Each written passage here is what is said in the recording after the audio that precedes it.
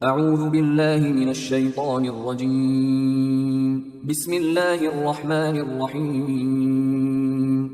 سورہ بقرہ آیات نمبر 196 تا 203 میں حج اور عمرے کے عمومی احکامات بیان کیے گئے ہیں۔ اعوذ باللہ من الشیطان الرجیم وَأَتِمُّوا الْحَجَّ وَالْعُمْرَةَ لِلَّهِ فَإِنْ أُحْصِرْتُمْ فَمَا اسْتَيْسَرَ مِنَ الْهَدْيِ وَلَا تَحْلِقُوا رُؤُوسَكُمْ حَتَّى يَبْلُغَ الْهَدْيُ مَحِلَّهُ، اور حج اور عمرے کو خاص اللہ کے لیے پورا کیا کرو، پھر اگر تم راستے میں روک دیے جاؤ تو قربانی کا جو جانور بھی میسر ہو پیش کر دو، اور اپنے سروں کو اس وقت تک نہ منڈواؤ جب تک جانور اپنی قربانی کے مقام تک نہ پہنچ جائے۔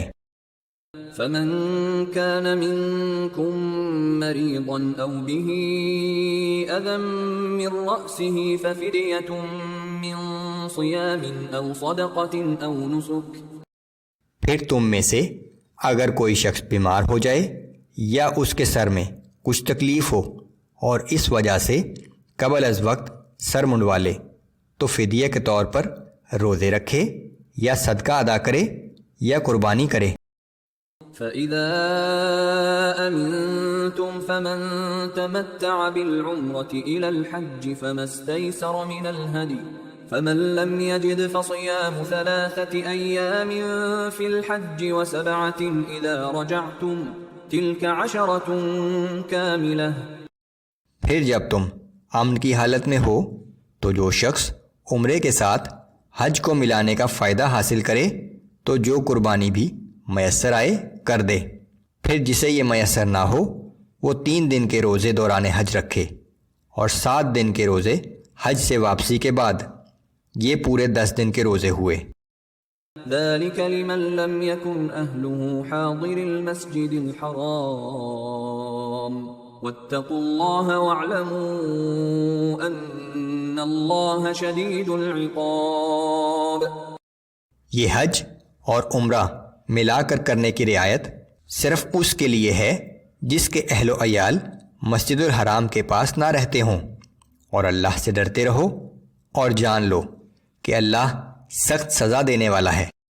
الحج اشہر معلومات فمن فرض فیہن الحج فلا رفث ولا فسوق ولا جدال فی الحج وما تفعلوا من خیر یعلمہ اللہ۔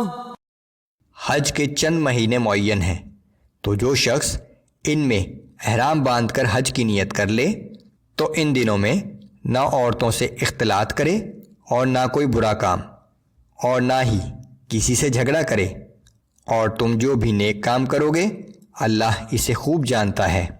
ابراہیم علیہ السلام کے زمانے سے حج کا وقت بھی مقرر تھا، شوال، ذوالقعدہ اور ذی الحج کا پہلا عشرہ۔ ارکان حج تو ذی الحجہ ہی میں ادا کیے جاتے ہیں، لیکن احرام شوال یا ذوالقعدہ میں بھی باندھا جا سکتا ہے۔ وَتَزَوَّدُوا فَإِنَّ خَيْرَ الزَّادِ التَّقْوَىٰ وَاتَّقُونِ يَا أُولِي الْأَلْبَابِ۔ اور حج کے سفر کے لیے زاد راہ لے لیا کرو، بے شک سب سے بہتر زاد راہ تقویٰ ہے، اور اے عقل والو مجھ سے ڈرتے رہو۔ لَيْسَ عَلَيْكُمْ جُنَاحٌ أَن تَبْتَغُوا فَضْلًا مِّن رَّبِّكُمْ، اور تم پر اس بات میں کوئی گناہ نہیں کہ اگر تم حج کے دوران اپنے رب کا فضل بھی تلاش کرو۔ فَإِذَا أَفَضْتُم مِّنْ عَرَفَاتٍ فَاذْكُرُوا اللَّهَ عِندَ الْمَشْعَرِ الْحَرَامِ وَاذْكُرُوهُ كَمَا هَدَاكُمْ وَإِن كُنتُم مِّن قَبْلِهِ لَمِنَ الضَّالِّينَ۔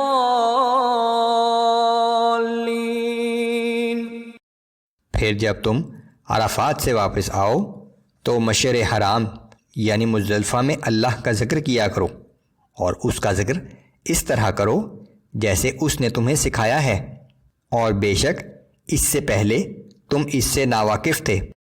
ثم افیضوا من حیث افاض الناس واستغفروا اللہ إن الله غفور رحيم.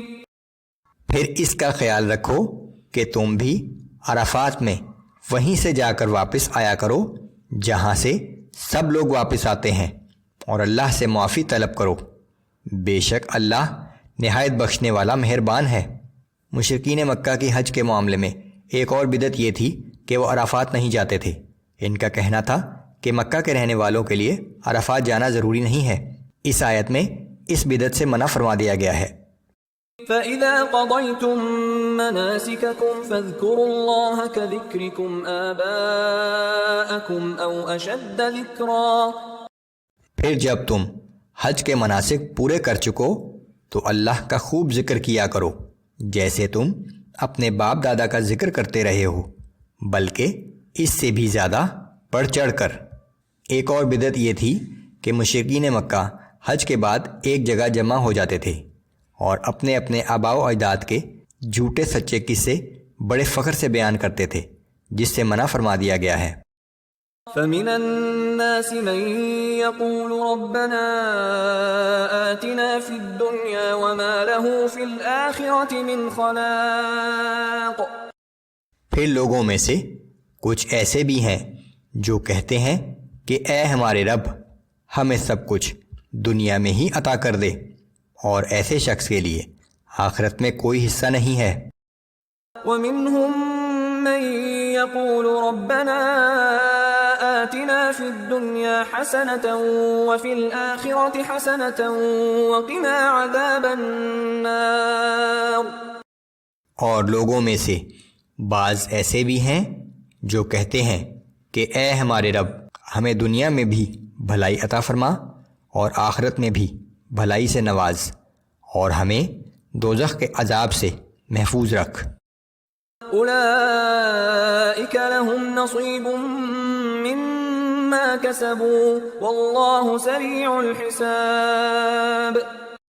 یہی وہ لوگ ہیں جنہیں ان کے اعمال کا اجر دنیا اور آخرت دونوں میں ملے گا، اور اللہ بہت تیزی سے حساب کرنے والا ہے۔ اس دنیاوی زندگی کا اصل مقصد آخرت کی تیاری ہے۔ حج ایک ایسا مبارک موقع ہے جب دعائیں قبول ہوتی ہیں۔ بڑی بد نصیبی کی بات ہے کہ اس موقع پر بھی بعض لوگ صرف دنیا ہی کے مال و دولت اور ترقی کے لیے دعائیں مانگتے ہیں۔ عمومی طور پر ہمیشہ ہی اور حج کے موقع پر خاص طور سے دنیا اور آخرت دونوں کے لیے دعا مانگنی چاہیے۔ ایک بڑی جامع دعا ربنا آتنا فی الدنیا حسنۃ وفی الآخرۃ حسنۃ وقنا عذاب النار تلقین کی گئی ہے۔ واذکروا اللہ فی ایام معدودات، اور اللہ کو گنتی کے ان چند دنوں میں بہت کثرت سے یاد کیا کرو۔ فمن تعجل في يومين فلا إثم عليه ومن تأخر فلا إثم عليه لمن اتقى۔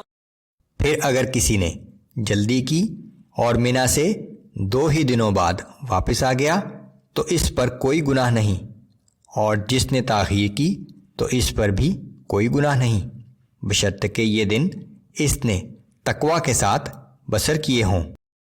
واتقوا اللہ واعلموا انکم الیہ تحشرون۔ اور اللہ سے ڈرتے رہو اور جان لو کہ ایک دن تم سب کو اسی کے پاس جمع کیا جائے گا۔